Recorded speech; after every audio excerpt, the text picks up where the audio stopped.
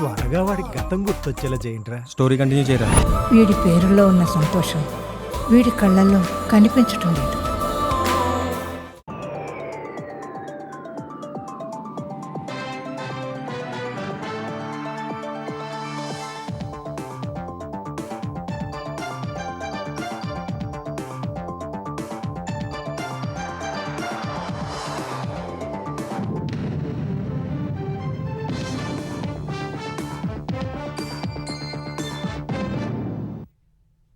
నమస్కారం. ఈటీవీ న్యూస్కి స్వాగతం. ముందుగా ముఖ్యాంశాలు. నంద్యాల జిల్లాలో క్రయ విక్రయాలకు నోచుకొని భూములకు విముక్తి. 2074 ఎకరాలను 22A నుంచి తొలగించి రైతులకు పట్టాలిచ్చిన చంద్రబాబు. కడప జిల్లాలో బ్రాహ్మణి స్టీల్స్ భూముల స్వాధీనం. 18 ఏళ్ల తర్వాత ప్రభుత్వపరమైన 14,000 ఎకరాలు, 5,000 కోట్ల విలువ ఉంటుందని అంచనా. నేడు ఆంధ్రప్రదేశ్ మంత్రివర్గ భేటీ. ఇటీవలి ఎస్ఐపిబి సిఆర్డీఏ నిర్ణయాలకు ఆమోదం. భూ కేటాయింపు ప్రతిపాదనలకు పచ్చ జెండా ఊపనున్న కేబినెట్. తెలంగాణలో నేడు తుది విడత రైతు భరోసా నిధుల విడుదల. ఖమ్మం జిల్లాలో భారీ బహిరంగ సభ. 3 లక్షల మంది హాజరయ్యేలా ప్రభుత్వ ఏర్పాట్లు. తెలంగాణలో ఈసారి బీజేపీ అధికారంలోకి రావాలన్న నడ్డా. ప్రజా సమస్యలపై కలిసికట్టుగా పోరాటం చేయాలని శ్రేణులకు దిశానిర్దేశం. ఇంజనీరింగ్ ఫీజులపై తెలంగాణ హైకోర్టు కీలక ఆదేశాలు. విద్యార్థుల ఖాతాల నుంచే వసూలు చేసుకోవాలని ప్రైవేటు కళాశాలలకు స్పష్టీకరణ. పీఓకేలో తీవ్ర రూపుదాల్చిన ఆందోళనలు. డిమాండ్ల సాధన పోరాటం ఉధృతం చేసిన జేఏఏసీ. పాక్ సర్కార్కు 48 గంటల అల్టిమేటం జారీ. ఫిఫా ప్రపంచ కప్లో సెమీస్కు చేరిన ఫ్రాన్స్ మొరాకోపై 2-0 తేడాతో జయభేరి. నేడు మరో క్వార్టర్ ఫైనల్లో తలపడనున్న స్పెయిన్, బెల్జియం.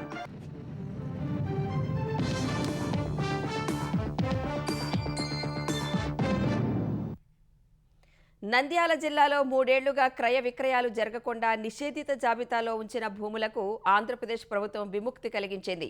బేతంచెర్ల మండలం గూటుపల్లె రైతులకు ముఖ్యమంత్రి చంద్రబాబు స్వయంగా శాశ్వత భూముల పట్టాలను అందజేశారు.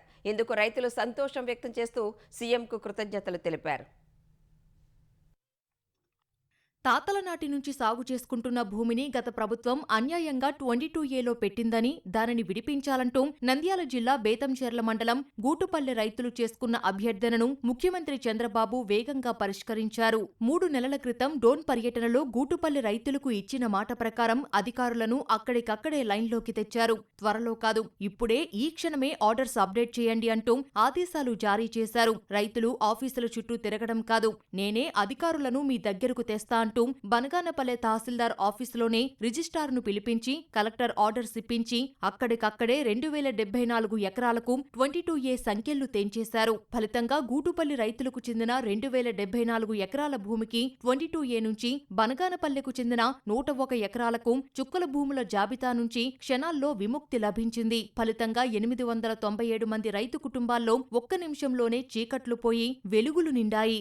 గత ప్రభుత్వం చేసిన తప్పిదాల వల్ల నా 4 ఎకరాల పొలం వక్ఫ్ బోర్డులో చేర్చబడింది సార్. మీరు అక్కడికి వచ్చినప్పుడు సార్, కొత్తబుర్జు గ్రామానికి వచ్చినప్పుడు మా ఎమ్మెల్యే గారి ద్వారా మీకు సమస్యను చేరవేసి అక్కడ మీరు మాకు మాట ఇచ్చారు సార్, ఈ సమస్యను అతి తొందరలోనే పరిష్కరిస్తామని. మీరు అనుకున్నదే తడువుగా 2 నెలల్లోనే ఈ సమస్యని పరిష్కరించి మా 5 గ్రామాల పల్లెలు సార్ మొత్తం, అంటే దగ్గర ఇప్పుడు ఒక 1000 కుటుంబాలు 800 కుటుంబాలు చాలా సంతోషంగా పండగ వాతావరణం చేసుకోవాలి సార్. ఎందుకంటే మా బాధలు మా వ్యతలు అసలు తిరగని ఆఫీస్ లేదు. నా శక్తికి మించి కూడా నేను హైకోర్టు కూడా పోయినా, కానీ అది ఇంకా కొన్ని సంవత్సరాలు జరుగుతాయి సార్. కానీ మీ నిర్ణయం వల్ల ఈరోజు మాకందరికీ బాధ తీరింది సార్. బనగానపల్లె తహసీల్దార్ కార్యాలయంలో లబ్ధి పొందిన రైతులతో మాట్లాడిన ముఖ్యమంత్రి చంద్రబాబు వారి అభిప్రాయాలను తెలుసుకున్నారు. శెట్టిపల్లి, వట్టి చెరుకూరు, కంకుద్ది తరహాలోనే రెవెన్యూ వ్యవస్థ ప్రక్షాళన ద్వారా ప్రతి ఒక్క రైతుకు వారి భూమిపై పూర్తి హక్కు కల్పించి తీరుతామని సీఎం భరోసా ఇచ్చారు. కలెక్టర్ రాజకుమారి సమక్షంలో రైతులందరికీ శాశ్వత భూముల పట్టాలను ముఖ్యమంత్రి స్వయంగా అందజేశారు.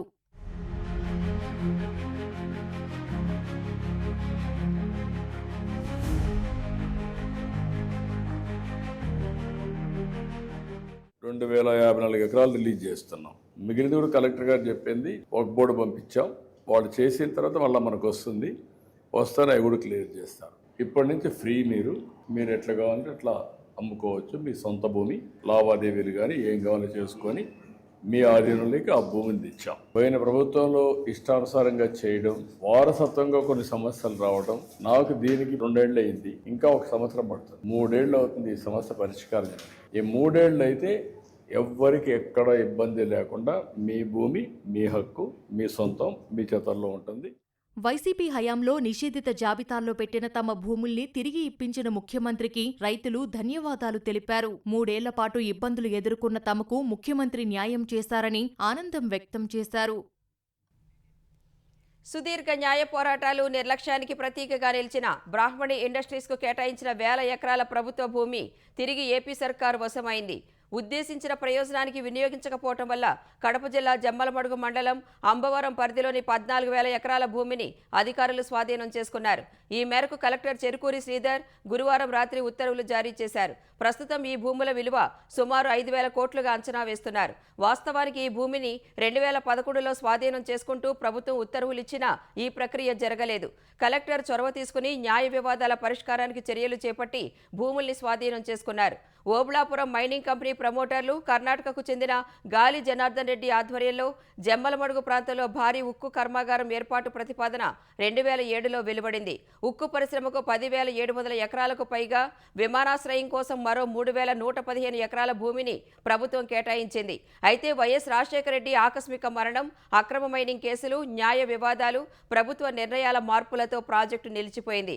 బ్రాహ్మణి ఇండస్ట్రీస్ భూములు స్వాధీనం చేసుకున్నాక అక్కడ నిర్మాణాలేవీ చేపట్టలేదు. ప్రస్తుతం భూమి ముళ్ల పొదలతో నిరుపయోగంగా మారింది. సంస్థ నుంచి వివరణ రాకపోవటం వల్ల నిబంధనల మేరకు 48 గంటల్లో భూమిని స్వాధీనం చేసుకోవాలని తహసీల్దార్కు కలెక్టర్ సూచించారు. వెబ్లాండ్, అడంగల్ 1B రికార్డులో మళ్లీ ప్రభుత్వ భూమిగా నమోదు చేశారు. ముఖ్యమంత్రి చంద్రబాబు అధ్యక్షతన నేడు ఆంధ్రప్రదేశ్ మంత్రివర్గ సమావేశం జరగనుంది. సచివాలయంలో జరిగే ఈ సమావేశంలో 19వ SIPB CRDA అథారిటీ నిర్ణయాలకు ఆమోదం తెలపనుంది. రాష్ట్రంలోని వివిధ ప్రాంతాల్లో నెలకొల్పే 11 భారీ ప్రాజెక్టులకు సంబంధించిన భూ కేటాయింపులకు గ్రీన్ సిగ్నల్ ఇవ్వనుంది. వీటి ద్వారా 9,076 కోట్ల పెట్టుబడులతో పాటు 10,531 ఉద్యోగ అవకాశాలు లభించనున్నాయి. అమరావతి కోసం 2వ విడత భూ సమీకరణ చేస్తున్న 7 గ్రామాల పరిధిలోని రైతులకు ఒక్కో కుటుంబానికి 1,50,000 వరకు వ్యవసాయ రుణమాఫీ ప్రతిపాదనకు మంత్రివర్గం ఆమోదం తెలపనుంది.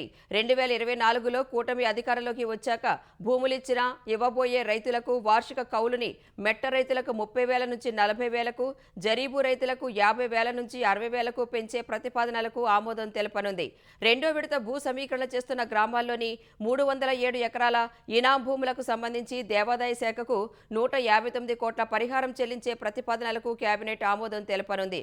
NFDBకి రాజధానిలో భారీ అక్వేరియం కార్యాలయం ఏర్పాటుకు 2 ఎకరాలు, ఈసా ఫౌండేషన్కు 3.91 ఎకరాలు, ఆర్ట్ ఆఫ్ లివింగ్ సంస్థకు 3.71 ఎకరాలు, CII గ్లోబల్ లీడర్షిప్ సెంటర్ ఏర్పాటుకు 4 ఎకరాల కేటాయింపులకు కేబినెట్ పచ్చజెండా ఊపనుంది. అమరావతి కేంద్రంగా రైల్వే రిక్రూట్మెంట్ బోర్డు ఏర్పాటు చేయాల్సిన అవసరం ఉందని కేంద్రానికి ఆంధ్రప్రదేశ్ ప్రభుత్వం విజ్ఞప్తి చేసింది. ఈ మేరకు రైల్వే మంత్రి అశ్విని వైష్ణవ్కు లేఖ రాసిన సీఎం చంద్రబాబు RRB ఏర్పాటు ద్వారా ఇక్కడి నిరుద్యోగులకు ఊరట కలుగుతుందని, నైపుణ్యం కలిగిన యువతకు రైల్వే ఉద్యోగ అవకాశాలు మెరుగవుతాయని పేర్కొన్నారు. ఆంధ్రప్రదేశ్లో RRB ఏర్పాటైతే అనేక ప్రయోజనాలు ఉంటాయని ప్రభుత్వం భావిస్తోంది. సాధారణంగా రైల్వేలోని వివిధ విభాగాల్లో ఖాళీలను కలిపి దేశవ్యాప్తంగా నోటిఫికేషన్ ఇస్తుంటారు. అప్పుడు ఏ బోర్డుల్లో ఎన్ని పోస్టులు ఉన్నాయో తెలుస్తుంది. ఏపీలో RRB ఏర్పాటైతే దీని పరిధిలో పోస్టులకు ఏపీ అభ్యర్థులకు ప్రాధాన్యం ఇవ్వచ్చు. ప్రతిసారి పోస్టుల భర్తీకి ఒక్కో RRBకి బాధ్యత అప్పగిస్తారు. ఈ క్రమంలో ఏపీలో బోర్డు ఏర్పాటైతే ఇక్కడి RRBకి కూడా అవకాశం దక్కుతుంది. ఏపీకి బోర్డు వస్తే ఇక్కడి అభ్యర్థుల సంఖ్య మేరకు అవసరమైన చోట్ల పరీక్షా కేంద్రాలు ఏర్పాటు చేయొచ్చు. ఖమ్మం జిల్లాలో నేడు జరిగే రైతు ఆశీర్వాద సభలో రైతు భరోసా తుది విడత నిధులను సీఎం రేవంత్ రెడ్డి విడుదల చేయనున్నారు. ఇందుకోసం చింతకాని మండలం జగన్నాథపురం మత్కేపల్లి క్రాస్ రోడ్డు వద్ద అట్టహాసంగా ఏర్పాట్లు చేశారు. ఇప్పటి వరకు 8 ఎకరాల వరకు పెట్టుబడి సాయం అందించిన ప్రభుత్వం నేడు చివరి విడతగా 1000 కోట్ల రూపాయలను రైతుల ఖాతాల్లో జమ చేయనుంది. ఫలితంగా రైతులకు ఇచ్చిన పెట్టుబడి సాయం 8759 కోట్ల రూపాయలకు చేరనుంది. కొత్తగా నమోదయ్యే వారికి, సాంకేతిక కారణాలతో నిలిచిన వారికి సైతం నిధులను జమ చేయనుంది. మొత్తంగా 9000 కోట్ల రూపాయలను రైతు భరోసా కింద ప్రభుత్వం ఇవ్వనుంది. గత ప్రభుత్వం రైతు సంక్షేమాన్ని పట్టించుకోలేదని తెలంగాణ ఉప ముఖ్యమంత్రి భట్టి విక్రమార్క విమర్శించారు. తమ ప్రభుత్వం 2.5 ఏళ్లలోనే రైతు భరోసా కోసం 35,800 కోట్ల రూపాయలకు పైగా ఖర్చు చేసిందని చెప్పారు. వ్యవసాయంతో పాటు అనుబంధ రంగాలకు అధిక ప్రాధాన్యం ఇస్తున్నామని భట్టి వివరించారు. వ్యవసాయ రంగానికి సంబంధించినటువంటి ఇతర అలైడ్ డిపార్ట్మెంట్స్ కి పెద్దపీట వేస్తూ వ్యవసాయం పండుగ కావాలని, రైతాంగ సోదరులు ఈ రాష్ట్ర ఆర్థిక వ్యవస్థకి ప్రధానమైన వెన్నుముకలాగా ఉండాలని, వారికి కావాల్సినటువంటి సహాయ సహకారాలు అన్ని విధాలుగా అందించాలనేది మా ప్రగాఢమైనటువంటి లక్ష్యం. బీఆర్ఎస్ పార్టీ మొత్తం 10 సంవత్సరాలకి 72,000 కోట్లు ఖర్చు పెడితే మేము కేవలం 2.5 సంవత్సరాల్లోనే 35,839 కోట్ల రూపాయలు ఇప్పుడు రిలీజ్ చేశాం. ఇది కేవలం రైతు భరోసాకు సంబంధించి మాత్రమే నేను ఇచ్చే లెక్కలు. అంటే రాబోయే ఇంకా 2.5 సంవత్సరాల్లో కూడా ప్రతి సీజన్ కి నిధులు రిలీజ్ చేసే కార్యక్రమం కొనసాగుతుందండి. తెలంగాణలో వచ్చే అసెంబ్లీ ఎన్నికల్లో బీజేపీ అధికారంలోకి రావడం ఖాయమని ఆ పార్టీ సీనియర్ నేత కేంద్ర మంత్రి జేపీ నడ్డా విశ్వాసం వ్యక్తం చేశారు. ఇందుకోసం పార్టీ శ్రేణులు శ్రమించాలని దిశానిర్దేశం చేశారు.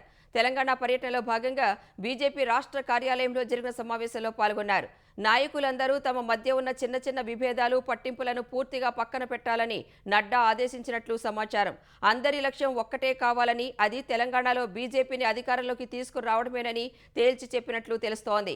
ఇతర పార్టీల నుంచి బీజేపీలో చేరేందుకు అనేక మంది కీలక నేతలు సిద్ధంగా ఉన్నారనే సమాచారం తమ వద్ద ఉందని నడ్డా అన్నట్లు సమాచారం.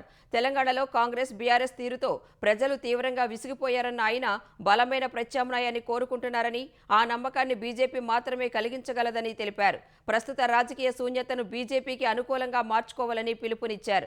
ప్రజల్లో ఉన్న ప్రభుత్వ వ్యతిరేకతను ఓట్లుగా మలుచుకునేందుకు క్షేత్రస్థాయిలోకి వెళ్లి వారి సమస్యలపై పోరాడాలని, కేంద్ర ప్రభుత్వ పథకాలను వివరించాలని సూచించారు.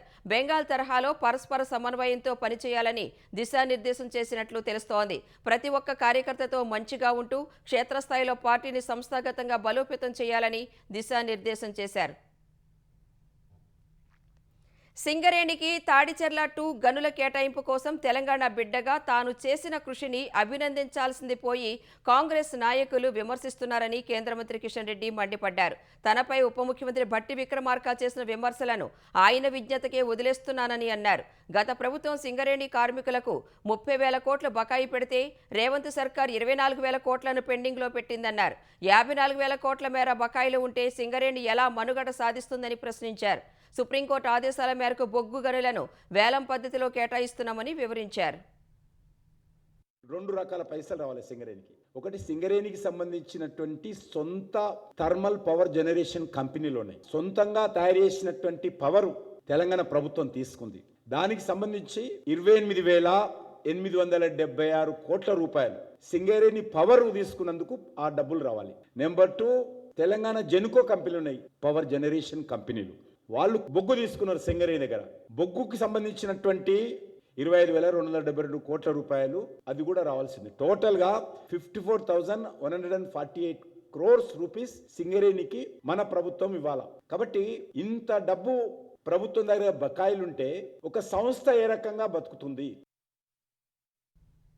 పాక్ ఆక్రమిత కశ్మీర్లో మరోసారి ఉద్రిక్తతలు మిన్నంటాయి.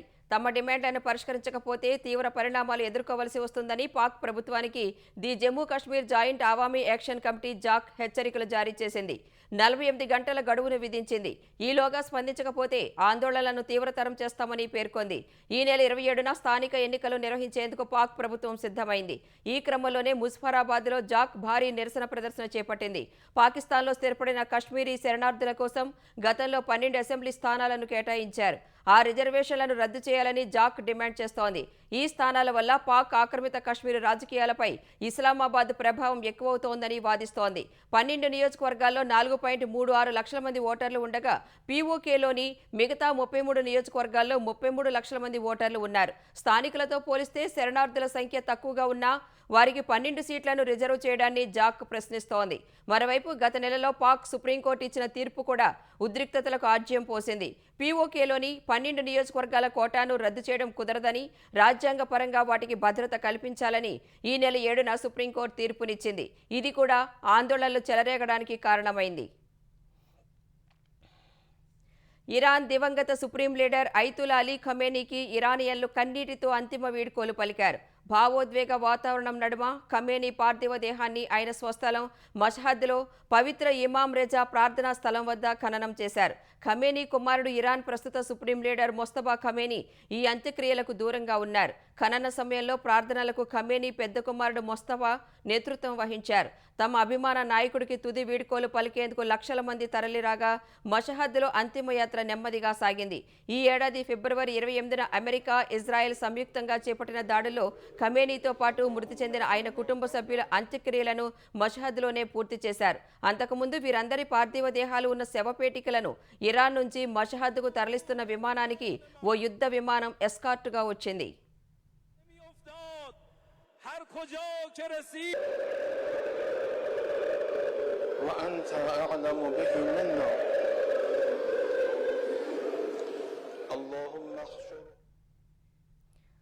తెలంగాణ ఇంజనీరింగ్ కాలేజీల్లో మొదటి సంవత్సరం అడ్మిషన్ తీసుకునే విద్యార్థుల ఖాతాల ద్వారానే ఫీజులు వసూలు చేసుకోవాలని హైకోర్టు ఆదేశాలు చేసింది. మొదటి విడత కౌన్సిలింగ్ పూర్తయిన వెంటనే జూలై 31లోగా విద్యార్థులు దరఖాస్తు చేసుకుంటే ఆగస్టు 15లోగా వారి ఖాతాల్లో జమ చేస్తామని ప్రభుత్వం హామీ ఇవ్వగా ఆ మేరకు గతంలో ఇచ్చిన మధ్యంతర ఉత్తర్వులను హైకోర్టు సవరించింది. ప్రభుత్వ హామీ మేరకు విద్యార్థుల నుంచి ఫీజు వసూలుకు పట్టుబట్టకుండా అడ్మిషన్లు ఇవ్వాలని ప్రైవేటు కళాశాలల్ని ఆదేశించింది. ఫీజు మొత్తాలను విద్యార్థులు కాలేజీకి చెల్లించాల్సి ఉందని పేర్కొంది. ఇప్పటికే 2, 3, 4వ సంవత్సరం విద్యార్థులకు ఫీజుల చెల్లింపునకు ప్రభుత్వం అంగీకరించింది. ఈ నెల 15లోగా విద్యార్థులు పోర్టల్లో దరఖాస్తు చేసుకోవాలని, అభ్యంతరాలుంటే స్పష్టత తీసుకున్నాక 29లోగా విద్యార్థుల ఖాతాల్లో జమ చేస్తామని హామీ ఇచ్చింది.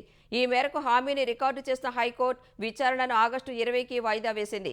ఫీజు రియంబర్స్మెంట్ బకాయిలు సహా ప్రస్తుత విద్యా సంవత్సరంలో ఫీజుల వసూలుకు ప్రభుత్వం జారీ చేసిన జీవోలను సవాలు చేస్తూ పలు కాలేజీలు పిటిషన్లు దాఖలు చేశాయి. విద్యార్థుల నుంచి ఫీజు వసూలు చేసుకోవాలన్న మధ్యంతర ఉత్తర్వులను సవరించాలంటూ ప్రభుత్వం పిటిషన్ దాఖలు చేసింది. వీటిపై సుదీర్ఘ విచారణ చేపట్టిన హైకోర్టు తాజాగా ఉత్తర్వులు వెలువరించింది. ఇందిరమ్మ ఇళ్ల కోసం రాయితీ ధరలకే స్టీల్, సిమెంట్ అందించాలని ఉక్కు, సిమెంట్ పరిశ్రమల యాజమాన్యాలను తెలంగాణ మంత్రులు శ్రీధర్బాబు, పొంగులేటి శ్రీనివాసరెడ్డి కోరారు. సచివాలయంలో ఆయా పరిశ్రమల యాజమాన్యాలతో సమావేశమైన మంత్రులు పేదల సొంతింటి కలను సాకారం చేసేందుకు ప్రభుత్వం అమలు చేస్తున్న ఇందిరమ్మ ఇళ్ల పథకం కోసం సామాజిక బాధ్యతతో కలిసి రావాలని కోరారు. హైదరాబాద్ మినహా రాష్ట్ర వ్యాప్తంగా మొదటి విడతలో 4.5 లక్షల ఇందిరమ్మ ఇళ్లను మంజూరు చేసినట్లు పారిశ్రామికవేత్తలకు మంత్రులు వివరించారు. సుమారు 85% ఇళ్ల స్లాబులు పూర్తయ్యాయని, మిగిలిన 15% వివిధ దశల్లో ఉన్నాయన్నారు. రెండో విడతలో నియోజకవర్గానికి 2,000 చొప్పున 2.5 లక్షల ఇళ్లు మంజూరు చేయడం సహా క్యూర్ పరిధిలో 1,00,000 ఇళ్ల నిర్మాణానికి ప్రభుత్వం కార్యాచరణ చేస్తోందన్నారు. ప్రభుత్వం, పరిశ్రమలు, ప్రజలు కలిసి పనిచేస్తేనే పూరి గుడిసెలు లేని తెలంగాణ లక్ష్యాన్ని త్వరగా సాధించవచ్చని మంత్రులు పేర్కొన్నారు. పార్టీ కార్యక్రమాలను ప్రణాళికాబద్ధంగా ఎప్పటికప్పుడు చేయాలని జనసేన అధినేత పవన్ కళ్యాణ్ నేతలకు స్పష్టం చేశారు. రాత్రి విజయవాడలో ఎంపీలు, ఎమ్మెల్యేలు, ఎమ్మెల్సీలతో సమావేశమైన ఆయన పార్టీ కార్యక్రమాల నిర్వహణపై దిశానిర్దేశం చేశారు. పార్టీ ప్రజా ప్రతినిధులంతా నిరంతరం ప్రజలకు అందుబాటులో ఉండి వారి సమస్యలను తెలుసుకుని తక్షణ పరిష్కారానికి చర్యలు తీసుకోవాలన్నారు. ప్రజలు తమపై పెట్టుకున్న నమ్మకాన్ని నిలబెట్టుకునే విధంగా ముందుకు వెళ్లాలని సూచించారు. ప్రజలతో పాటు జనసేన శ్రేణులతో మరింత మమేకం కావడాన్ని బాధ్యతగా తీసుకోవాలన్నారు. పార్టీ కోసం క్షేత్రస్థాయిలో బలంగా నిలబడ్డ ప్రతి వీర మహిళ, జన సైనికుడికి అండగా నిలవాలని సూచించారు. వారి సాధబాధకాలు తెలుసుకుని భరోసా ఇవ్వాలని ఆదేశించారు. పార్టీ కేంద్ర కార్యాలయం నుంచి వచ్చే కార్యక్రమాల నిర్వహణ షెడ్యూల్ను తప్పనిసరిగా ప్రతి ఒక్కరూ అనుసరించాలని స్పష్టం చేశారు. క్షేత్రస్థాయిలో ప్రజల నుంచి, పార్టీ శ్రేణుల నుంచి వచ్చే ఫీడ్బ్యాక్ను ఎప్పటికప్పుడు తెలియజేయాలని సూచించారు. ఏపీఎస్ఆర్టీసీని ప్రైవేటీకరిస్తున్నారనే వదంతులను ఆంధ్రప్రదేశ్ ప్రభుత్వం తోసిపుచ్చింది. విద్యుత్ బస్సులను ప్రవేశపెడుతున్నామే తప్ప ఆర్టీసీని ప్రైవేటీకరించడం లేదని రవాణా శాఖ ప్రత్యేక ప్రధాన కార్యదర్శి కృష్ణబాబు తెలిపారు. కేంద్ర ప్రభుత్వ విధానాన్ని ఆంధ్రప్రదేశ్లోనూ అమలు చేస్తున్నట్లు వివరించారు. పీఎం ఈ బస్సు సేవ పథకం కింద ఆర్టీసీలో 750 విద్యుత్ బస్సులను అందుబాటులోకి తెస్తున్నట్లు చెప్పారు. కేంద్ర ప్రభుత్వ పథకంతో సంబంధం లేకుండా రాష్ట్ర ప్రభుత్వం కొనుగోలు చేసే విద్యుత్ బస్సుల్లో డ్రైవర్లుగా ఆర్టీసీ ఉద్యోగులే ఉంటారని వెల్లడించారు. ఇందుకోసం వెట్ పద్ధతిలో కాకుండా డ్రై పద్ధతిలో టెండర్లు పిలిచే అంశంపై అధ్యయనం చేస్తున్నామని తెలిపారు. డ్రై విధానంలో టెండర్లు పిలిస్తే విద్యుత్ బస్సులను ఏపీఎస్ఆర్టీసీ డ్రైవర్లే నడుపుతారని స్పష్టం చేశారు. బస్సుల నిర్వహణ కూడా ఆర్టీసీ సిబ్బందే చేపడతారని కృష్ణబాబు వెల్లడించారు. మనం ఎలక్ట్రికల్ బస్సెస్ హైర్ బేసిస్ మీద తీసుకుని రన్ చేస్తున్నాము. ఎవరైతే సక్సెస్ఫుల్ బిడ్డర్ ఉన్నారో వాళ్ళకి ఎంత లీజ్ పీరియడ్ కి అయితే ఎంత ఇచ్చామో ఆ టైం వరకు మన ప్రెమిసెస్ వాడుకోవడానికి పర్మిషన్ ఇవ్వడం తప్ప ఏ రకమైన లీజ్ గానీ ఏ రకమైన ట్రాన్స్ఫర్ గానీ అలాంటి ఏమీ సిస్టమ్ లేదు. 4 బస్ స్టేషన్స్ లో మన సఫిషియెంట్ స్పేస్ లేక మిగతా ప్లేసులకి అంటే అదే జిల్లాలో డిఫరెంట్ ప్లేసులకి పంపించడం వలన కొంత ఎంప్లాయీస్ రీలొకేట్ చేయడం వలన కొంత ఆందోళన ఎంప్లాయీస్ లో ఉంది. ఎంప్లాయీస్ ని డిస్టర్బ్ చేయడం అనేది మినిమం కి ఉంచేటట్టు ఏర్పాటు చేయమని ఆదేశాలు ఇవ్వడం జరిగింది. ఫిఫా 2026 ప్రపంచ కప్లో ఫ్రాన్స్ సెమీఫైనల్కు చేరింది. ఏకపక్షంగా సాగిన క్వార్టర్ ఫైనల్ మ్యాచ్లో మొరాకోపై 2-0తో గెలుపొందింది. తద్వారా 2018, 22 తర్వాత వరుసగా మూడోసారి సెమీస్కు దూసుకువెళ్లింది. ఫ్రాన్స్ విజయంలో కిలియం ఎంబాపే కీలక పాత్ర పోషించాడు. మ్యాచ్ ప్రథమార్ధంలో లభించిన పెనాల్టీ షూటౌట్లో బంతిని గోల్లోకి పంపడంలో విఫలమైన 60వ నిమిషంలో అద్భుతమైన గోల్ సంధించాడు. తరువాత 66వ నిమిషంలో ఎంబాపే అందించిన పాస్తో డెంబెలే బంతిని గోల్లోకి పంపించి ఫ్రాన్స్ ఆధిక్యాన్ని 2కు చేర్చాడు. అటు మొరాకో నిర్ణీత వ్యవధిలో గోల్ కొట్టకపోవడంతో టోర్నీ నుంచి నిష్క్రమించింది.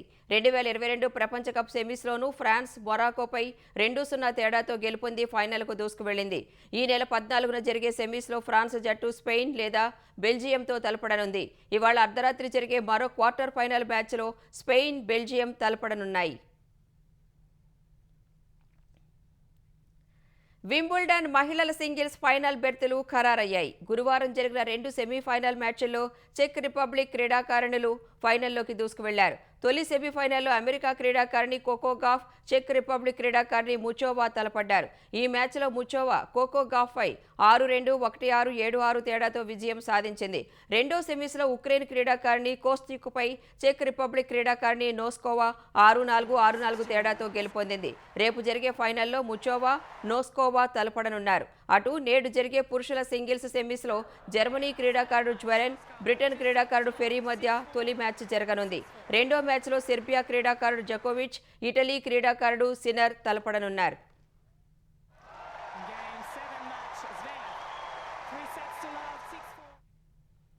భారత్తో జరుగుతున్న 5 మ్యాచ్ల టీ20 సిరీస్లో మరో మ్యాచ్ మిగిలి ఉండగానే 3-0తో ఇంగ్లాండ్ కైవసం చేసుకుంది. బ్రిస్టల్ వేదికగా జరిగిన 4వ టీ20లో భారత్పై ఇంగ్లాండ్ 9 వికెట్ల తేడాతో ఘన విజయం సాధించింది. టాస్ గెలిచి తొలుత బ్యాటింగ్ చేసిన భారత జట్టు 20 ఓవర్లలో 7 వికెట్లు కోల్పోయి 158 పరుగులు చేసింది. కెప్టెన్ శ్రేయస్ అయ్యర్ మినహా మిగతా బ్యాటర్లంతా విఫలమయ్యారు. ఈ ఏడాది ఐపీఎల్లో విధ్వంసకర బ్యాటింగ్తో దేశవ్యాప్తంగా గుర్తింపు తెచ్చుకున్న యువ ఆటగాడు వైభవ్ సూర్యవంశీ 15 పరుగులు చేసి మరోసారి నిరాశపరిచాడు. ఆల్రౌండర్ శివం దూబే 22 పరుగులు చేయగా అభిషేక్ శర్మ 16 పరుగులు మాత్రమే చేశాడు. 159 పరుగుల లక్ష్యాన్ని ఇంగ్లాండ్ 1 వికెట్ మాత్రమే కోల్పోయి 13.5 ఓవర్లలోనే ఛేదించింది. ఇంగ్లాండ్ బ్యాటర్లలో captain Harry Brook, opener Phil Salt భారత బౌలర్లపై విరుచుకుపడ్డారు. హ్యారీ బ్రూక్ 79 పరుగులతో రాణించగా ఫిల్ సాల్ట్ అర్ధ సెంచరీ చేశాడు. రేపు సౌతాంప్టన్ వేదికగా ఇరు జట్ల మధ్య చివరి మ్యాచ్ జరగనుంది. టీ20 లీగ్ దశలో అజేయంగా దూసుకువెళ్లిన హైదరాబాద్ ఈ ఛాంపియన్స్కు తొలి ఎదురుదెబ్బ తగిలింది. ఉత్కంఠభరితంగా సాగిన క్వాలిఫైయర్ 1లో ఖమ్మం ఏసెస్ 10 పరుగుల తేడాతో విజయం సాధించి నేరుగా ఫైనల్కు చేరుకుంది. ఈ మ్యాచ్లో తొలుత బ్యాటింగ్ చేసిన ఖమ్మం జట్టు 20 ఓవర్లలో 6 వికెట్ల నష్టానికి 200 పరుగులు చేసింది. ఖమ్మం బ్యాటర్లలో మికిల్ జైస్వాల్ 34 బంతుల్లో 76 పరుగులతో రాణించాడు. అనంతరం 201 పరుగుల లక్ష్యంతో బరిలోకి దిగిన హైదరాబాద్ ఈ ఛాంపియన్స్ జట్టు 20 ఓవర్లలో 8 వికెట్ల నష్టానికి నష్టానికి 190 పరుగులు మాత్రమే చేసింది. హైదరాబాద్ బ్యాటర్లలో వికాస్ రెడ్డి 27 బంతుల్లోనే 69 పరుగులతో రాణించాడు. ఇవాళ జరిగే క్వాలిఫైర్ 2లో కరీంనగర్ డైమండ్స్తో హైదరాబాద్ ఈ ఛాంపియన్స్ తలపడనుంది. ఈ మ్యాచ్లో గెలిస్తే ఫైనల్లో మరోసారి ఖమ్మం ఏసెస్ను హైదరాబాద్ జట్టు ఎదుర్కొంటుంది. ఈటీవీ విన్ గుర్తుకొస్తున్నాయి గుర్తుకొస్తున్నాయి గుర్తుకొస్తున్నాయి. ఒక వింత సామాన్య లోకంలో జరిగే అద్భుతమైన నవ్వుల ప్రయాణంతో రూపొందిన అత్యంత చిన్నగా చేసిన అతి భారీ సిరీస్ మీ ఈటీవీ విన్ లో విజయవంతంగా స్ట్రీమింగ్ అవుతోంది.